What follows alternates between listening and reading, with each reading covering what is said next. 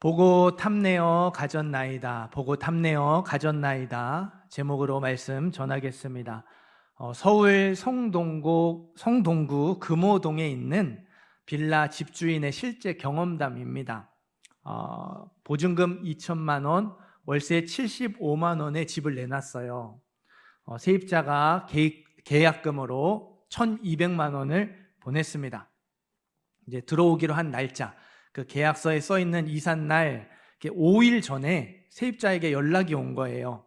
사정이 너무 급해서 그런데 이사부터 먼저 하면 안 되겠냐는 거죠.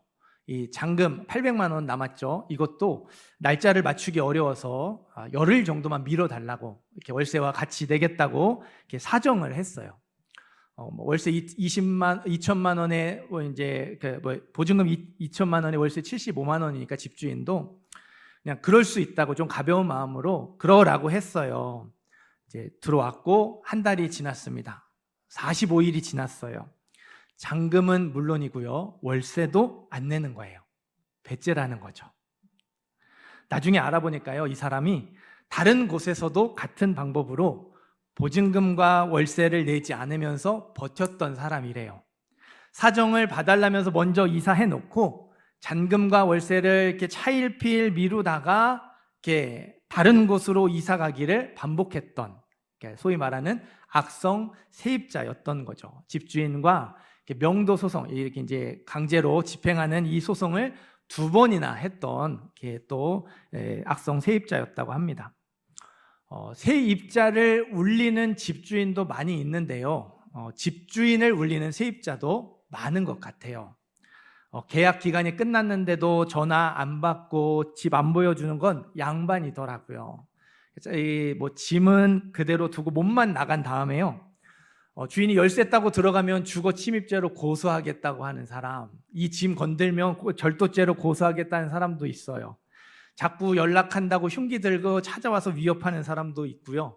온 집안을 쓰레기통으로 만들어 놓고 몰래 도망가 버린 사람도 있더라고요. 집을 함부로 써가지고 수리 비용이 어마어마하게 나온 사람, 다른 사람과 집을 계약해서 사기치는 사람 등등 정말 다양한 방법으로 집주인을 괴롭히는 세입자들이 있습니다. 만약에 여러분이 집주인이라면, 여러분 생각만 해도 기분이 좋으신가요? 네. 여러분이 집주인이라면, 집주인인데 이런 악성 세입자를 만났다고 생각을 해보세요. 집이 내가 사는 집 말고도 그렇게 세를 놓는 집이 있는데 악성 세입자를 만났어요. 어떻게 하시겠습니까? 내가 갑이고 세입자가 을이니까, 나는 또 내가 살 집 있으니까 을의 입장에서 생각하면서 그럴 수 있지, 끝까지 참고 양보하고 세입자 마음대로 하게 두시겠습니까? 아니면 한치의 양보 없이 단호하게 퇴거 절차 법대로 진행을 하시겠습니까? 100이면 100, 단호하게 퇴거 절차를 밟는다고 하실 거예요. 악성 세입자 마음대로 하게 둔다는 분은 아마 없을 거예요. 우리가 오늘 말씀을 이해하기 위해서 한 부분을 더 읽어봐야 되는데요, 6장 바로 앞에 가셔서 6장 17절 18절을 읽어보겠습니다. 6장 17절과 18절입니다. 함께 읽습니다. 이 성과 그 가운데 있는 모든 것은 여호와께 온전히 바치되 기생 라합과 그 집에 동거하는 자는 모두 살려주라. 이는 우리가 보낸 사자들을 그가 숨겨주었음이니라. 너희는 온전히 바치고 그 바친 것 중에서 어떤 것이든지 취하여 너희가 이스라엘 진영으로 바치는 것이 되게 하여 고통을 당하게 되지 아니하도록 오직 너희는 그 바친 물건에 손대지 말라. 아멘. 하나님이 여리고성에 있는 모든 것을 온전히 바치라고 명령을 하셨어요. 생명은 다 죽이고 물건은 다 불로 태우라는 명령입니다. 그러니까 잔인한 명령이죠. 다 죽여라, 다 태워라. 하나님이 왜 이렇게 잔인한 명령을 내리셨을까요? 악성 세입자, 가나안 민족을 향한 심판이기 때문에 그래요. 그 땅의 주인은 가나안 민족이 아니에요. 온 세상을 만드신 하나님이 주인입니다. 가나안 민족이 대대로 오래 살아왔다고 해서 가나안 땅이란 이름이 붙었어요. 정말 오랜 시간 가나안 민족이 살아서 가나안 땅이라는 이름이 붙었지만 그 땅의 주인은 원래부터 하나님이었죠. 하나님이 만드셨잖아요. 하나님이 주인이에요. 하나님의 백성 이스라엘에게 그 땅을 주실 때까지 아주 오랜 시간 맡겨두신 거고요. 빌려주신 거예요. 그런데 가나안 민족이 온갖 악한 짓으로 그 땅을 더럽혔죠. 하나님이 오래 참아주셨어요. 그러다가 심판하기로 하셨습니다. 전쟁이라는 방법을 사용하셔서 악성 세입자 가나안 민족에게 퇴거 절차를 밟으시는 거예요. 법대로 단호하게 법적 절차를 진행하시는 겁니다. 심판의 본보기로 여리고성 모든 걸 온전히 바치라고 명령하셨어요. 이거는 온전히 바치는 심판의 본보기니까 너희가 손대면 안 된다. 너희가 손을 대면 너희도 바치는 것이 된다. 너희도 똑같이 심판을 받는다. 경고하셨습니다. 그 어떤 것도 가지지 말라고 명령을 하셨어요. 여러분, 하나님이 이렇게 단호하게 심판하시고 그렇게 어떻게 보면 우리 입장에선 잔인하게 심판을 하시는 중에도요, 은혜를 베풀어 주세요. 가나안 민족이 죽지 않고 살 수 있는 길을 열어주시죠. 기생 라합과 그 집에 있는 사람들이 대표적인 예예요. 기생 라합은요, 온전히 바치라는 명령에서 제외가 돼요. 라합 한 사람만 제외된 게 아니죠. 라합 집안에 들어가 있던 모든 사람이 다 온전히 바치라는 명령에서 제외가 되죠. 심판받아야 할 가나안 민족, 그 땅에서 쫓겨나야 할 가나안 민족이라 하더라도요, 하나님 편에 서기로 하면 심판을 피할 수 있다는 거예요. 죄를 회개하고 돌아서면 하나님 백성으로 살 수 있다는 뜻이죠. 너는 심판받아야 되니까 다 죽어야 돼, 이게 아니고요. 거기서도 회개하고 하나님 백성이 되겠다고 결단하면 오케이, 받아주셨어요. 살 수 있게 해주셨죠. 마태복음 1장을 보면요, 라합은 유다 지파에 들어가고요, 예수님 족보에 들어가는 영광을 얻습니다. 단호하게 심판하는 중에도 살 수 있는 길, 은혜를 베풀어 주시는 하나님의 손길입니다. 자, 오늘 말씀 14절, 15절로 돌아오겠습니다. 14절과 15절 우리 한 번 더 읽겠습니다. 너희는 아침에 너희의 지파대로 가까이 나아오라. 여호와께 뽑히는 그 지파는 그 족속대로 가까이 나아올 것이요, 여호와께 뽑히는 족속은 그 가족대로 가까이 나아올 것이요, 여호와께 뽑히는 그 가족은 그 남자들이 가까이 나아올 것이며, 온전히 바친 물건을 가진 자로 뽑힌 자를 불사르되 그와 그의 모든 소유를 그리하라. 이는 여호와의 언약을 어기고 이스라엘 가운데에서 망령된 일을 행하였습니다 하셨다 하라. 아멘. 온전히 바쳐야 할 물건에 손을 댄 사람이 있었어요. 아간이죠. 하나님은 아간이 여리고성 물건을 불태우지 않고 숨겼다는 걸 아셨어요. 범인이 아간이라는 걸 아시면서도 여호수아에게 알려주지 않으시죠. 지파대로 제비를 뽑게 하세요. 뽑힌 지파에서 족속대로, 또 뽑힌 족속에서 가족대로, 뽑힌 가족에서 남자들이 제비를 뽑게 하셨어요. 지파, 족속, 가족, 남자, 점점 포위망을 좁혀가는 번거로운 방법을 택하셨습니다. 모르는 것 같이, 마치 범인 누구인지 모르는 것처럼 그렇게 진행을 하시죠. 하나님이 이렇게 하신 것은요, 두 가지 의도가 있습니다. 첫 번째는요, 아간이 스스로 죄를 자백하기를 원하셔서 기회를 주시는 거예요. 기다려 주시는 거죠. 두 번째는요, 이스라엘 모든 백성들이 자기 모습을 돌아보기를 원하셔서 경각심을 갖게 경고의 차원으로 제비뽑기를 진행을 하세요. 여러분, 여리고성 물건을 불태우지 않고 숨긴 사람 아간 딱 한 명만 있었을까요? 어떻게 생각하십니까? 그걸 왜 나에게 물어보냐, 이런 표정이신데요. 네. 조금 상상력을 동원해서 이렇게 생각을 해보셨으면 좋겠어요. 앞에 이렇게 보도보다 이게 금은 보화가 이렇게 있어요. 순간 마음이 혹해서 옷 속에 막 쑤셔 넣었다가 이러면 안 되지, 양심에 찔려서 다시 내려놓았던 사람 분명히 있었을 거예요. 이렇게 손대지 말라고 하셨죠. 그러니까 차마 손은 못 대겠어요. 그런데 그렇다고 불태우기도 너무 아깝죠. 이러지도 저러지도 못하면서 한참 주저하다가 두 눈 찔끔 감고 불태웠던 사람 엄청 많이 있었을 거예요. 아간처럼요, 이야 이게 웬 떡이냐 몰래 숨기려고 하는데요, 야 뭐 하는 짓이야, 동료에게 딱 걸려가지고 뒤통수 맞고 멱살 접혔던 사람도 몇몇 있었을 거예요.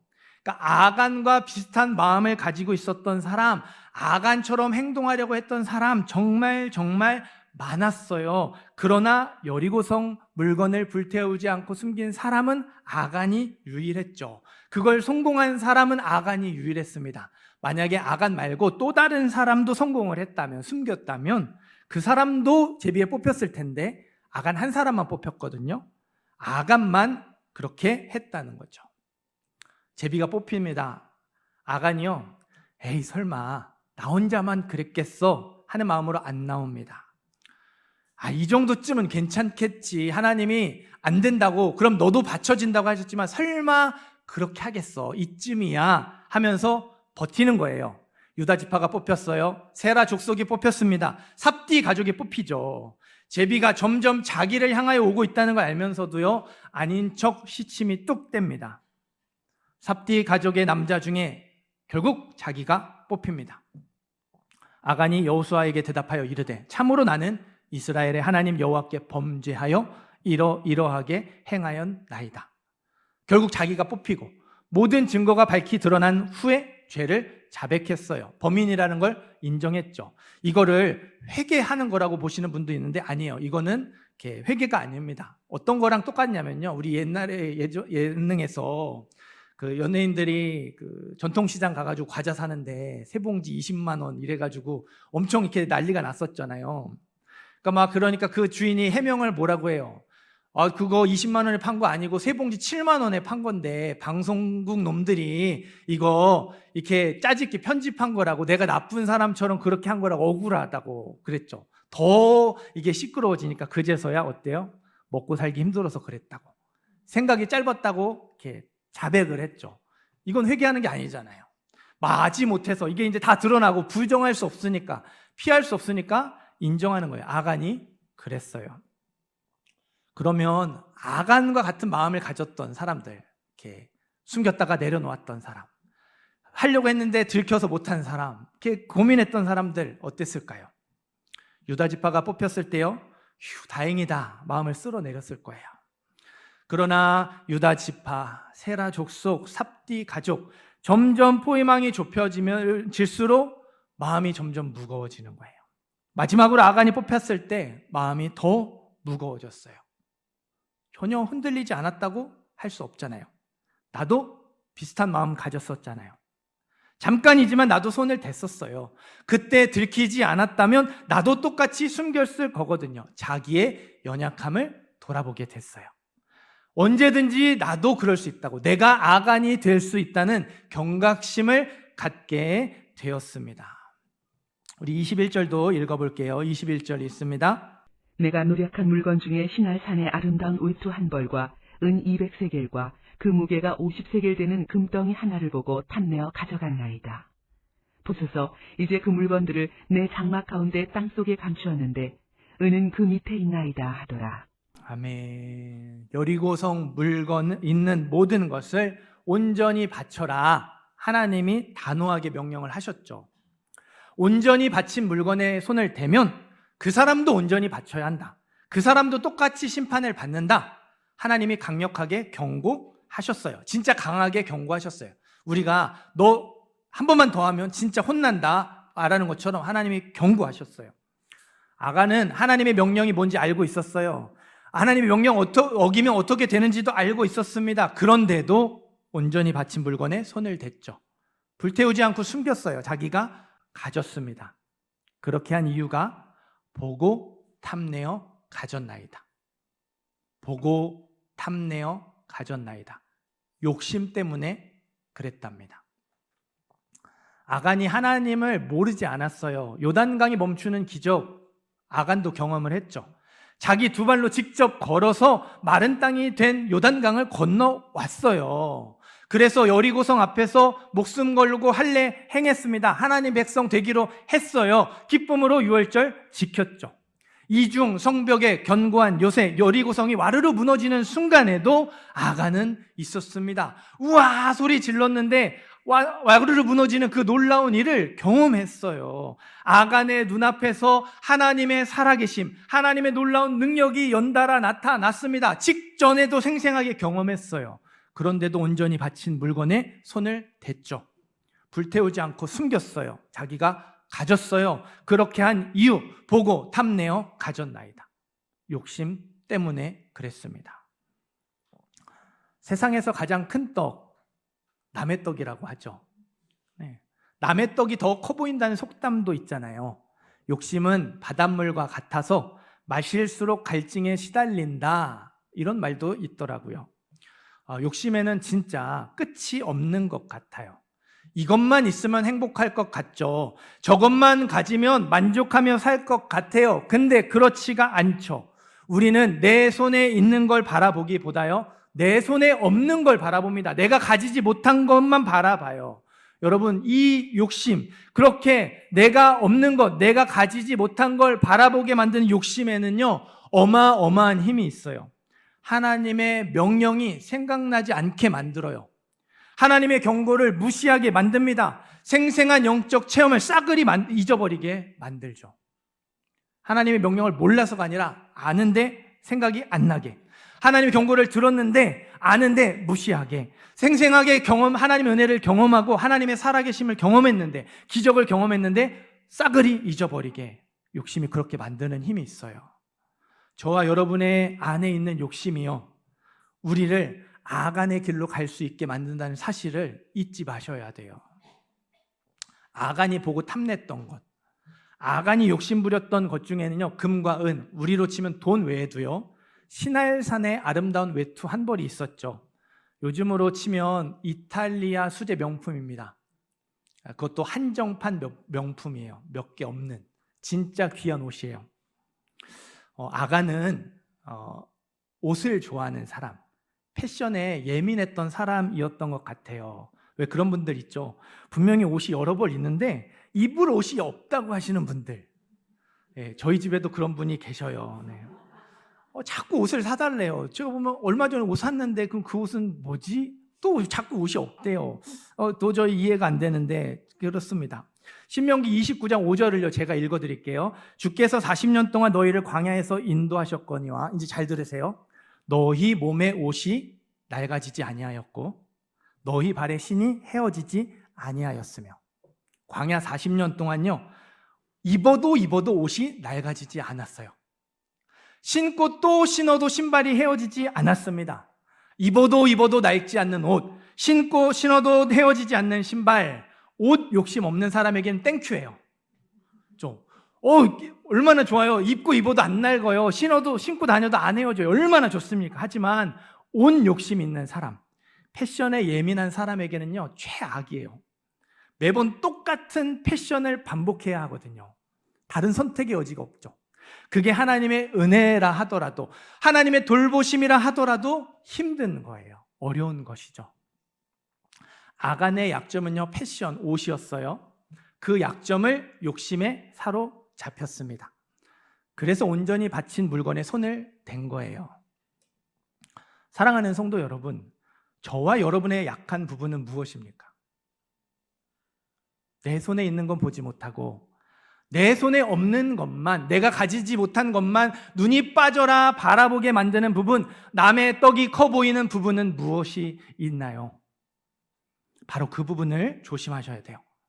그 부분, 약점이 욕심에 사로잡히기 쉬운 곳이에요. 욕심을 컨트롤하지 못해서 넘어지기 쉬운 곳입니다. 이렇게 생각하시면 좋을 것 같아요. 우리의 약점은요, 지푸라기입니다. 뭐라고요? 지푸라기. 욕심은요, 불이에요. 지푸라기에 불이 붙으면 어떻게 될까요? 확 타오르죠. 뭐 이렇게 그냥 좀 타다 마는 게 아니에요. 그냥 싹 다 태워버려요. 그러니까 우리 약점은 지푸라기 같아서요, 조금의 불만 붙어도 확 이렇게 일어나는 그런 거예요. 저와 여러분의 약점에 욕심이 불이 붙으면요, 하나님의 명령이 생각나지 않습니다. 하나님의 경고를 무시하게 되고요, 생생한 영적 체험, 그 놀라운 은혜를 싸그리 잊어버리게 되죠. 뭐 때문에요? 약점 때문에, 욕심 때문에. 약점에 욕심에 불이 붙으면요, 나를 살리고 주위 사람들을 살리는 라합의 길로 가야 하는데 그 라합의 길을 가지 못해요. 나를 괴롭게 하고 주위 사람들까지 괴롭게 만드는 아간의 길로 가게 됩니다. 저는 이 자리에 있는 모든 분들이 아간의 길로 가지 않았으면 좋겠어요. 라합의 길로 갔으면 좋겠습니다. 나를 살리고 주위 사람들을 살리는 라합의 길, 나를 죽이고 다른 사람들을 죽이는 아간의 길이 아닌 살리고 살리는 라합의 길을 갔으면 좋겠어요. 아간의 길로 가지 않고 라합의 길로 가는 저와 여러분이 되기를 간절히 소망합니다. 우리 성경 앞쪽으로 오셔서 한 구절을 찾아 읽을게요. 창세기 39장입니다. 창세기 39장 7절에서 10절.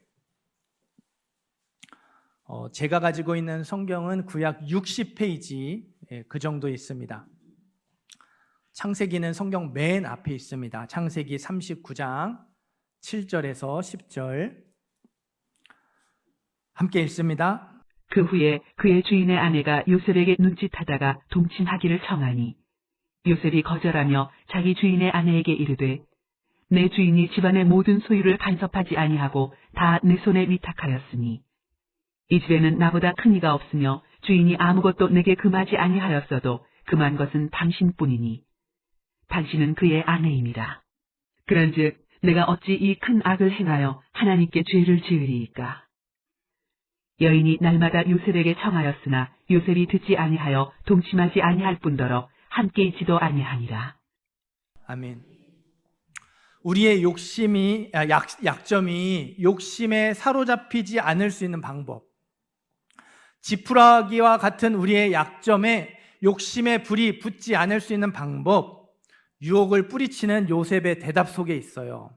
주인이 아무것도 내게 금하지 아니하였어도 금한 것은 당신뿐이니 당신은 그의 아내임이라.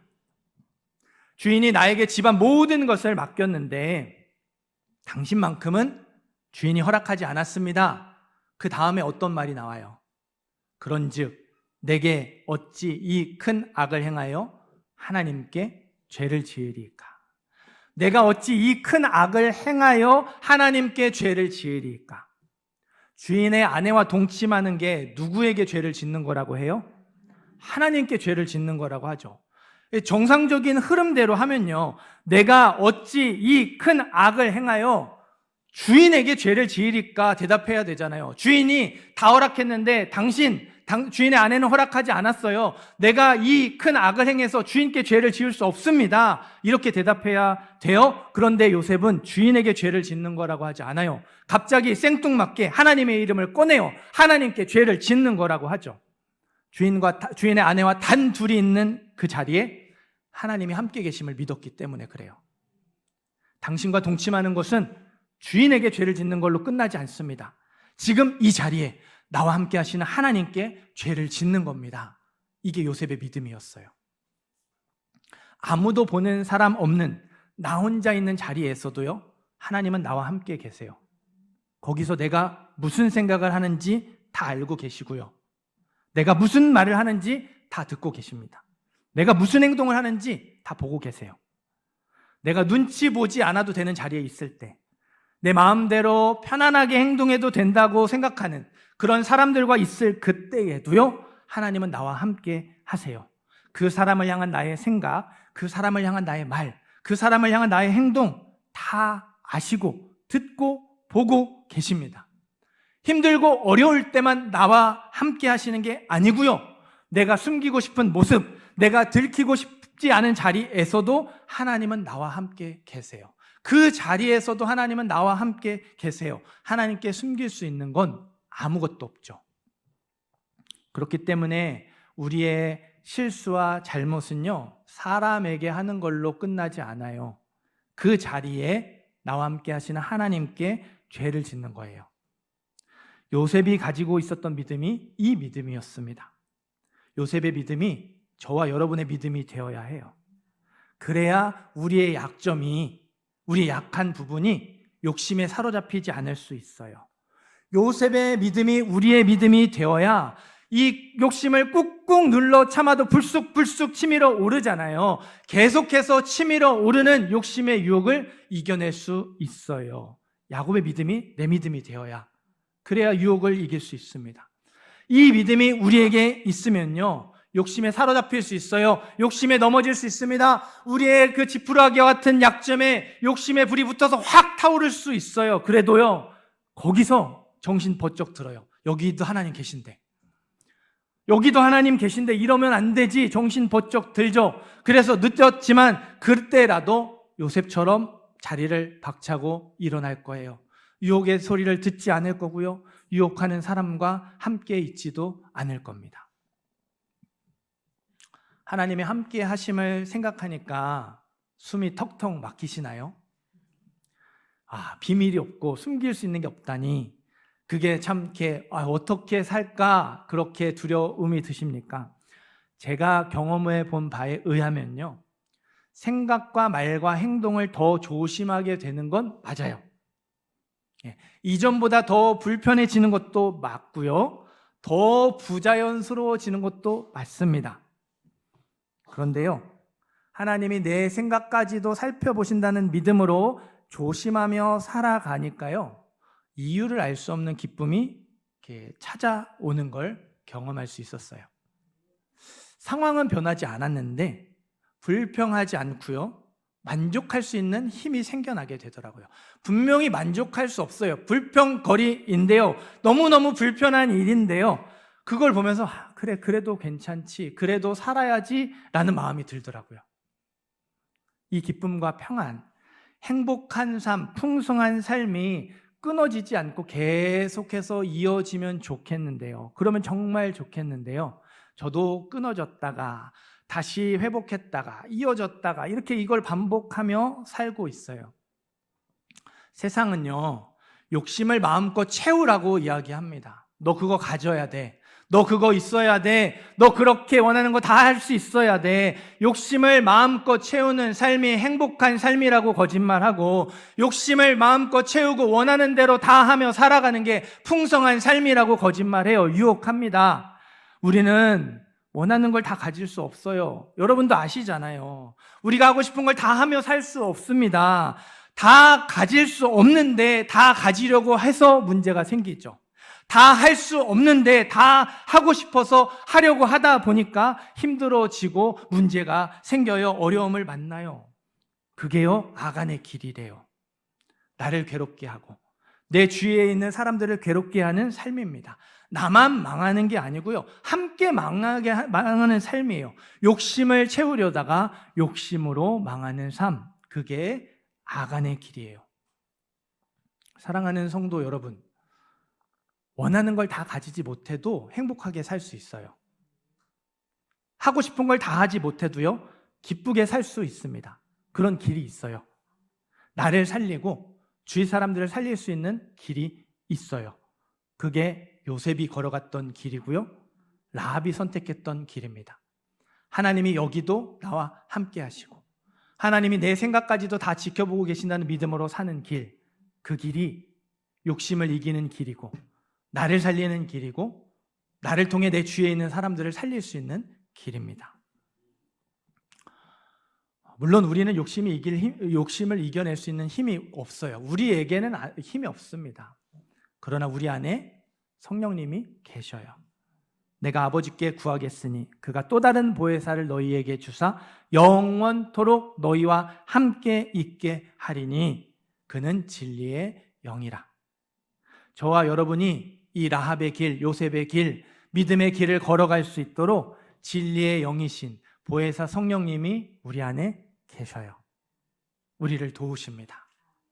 이와 같이 성령도 우리의 연약함을 도우시나니 우리는 마땅히 기도할 바를 알지 못하나 오직 성령이 말할 수 없는 탄식으로 우리를 위하여 친히 간구하시느니라.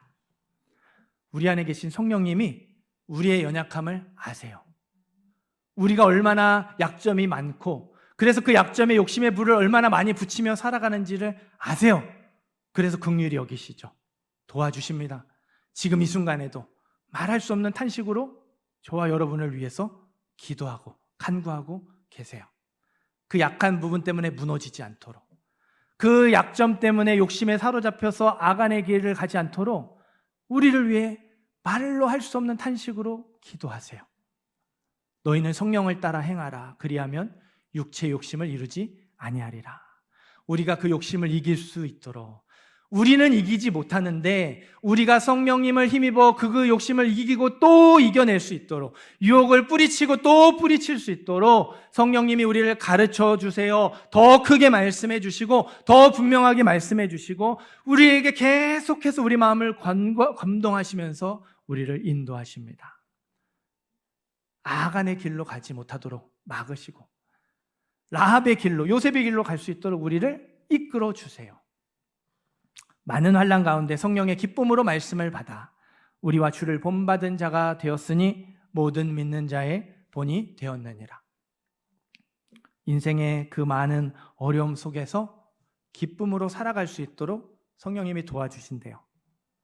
기쁨으로 말씀을 받을 수 있도록, 그래서 그 말씀에 네 하고 순종하며 살아갈 수 있도록, 그 삶을 기뻐할 수 있도록 성령님이 역사해 주신대요. 그 과정을 통해서 내가 주를 본받는 자, 예수님을 닮아가는 사람이 되게 해 주신대요. 모든 믿는 자의 본이 되게 해 주신대요. 나는 그렇게 할 수 없는데, 내 안에 그런 힘이 없는데 내 안에 계신 성령님이 그렇게 할 수 있도록 힘이 되어 주신대요. 도와주신대요. 기쁘게 살 수 있게 해 주신대요. 나 혼자 있는 자리에서도 하나님이 함께 하심을 믿으시기를 바라요. 하나님이 내 생각까지도 다 살펴보신다는 믿음으로 조심하며 살아가시기를 바랍니다. 보혜사 성령님이 도와주실 줄 믿어요. 힘을 주실 줄 믿습니다. 역사해 주실 줄 믿습니다.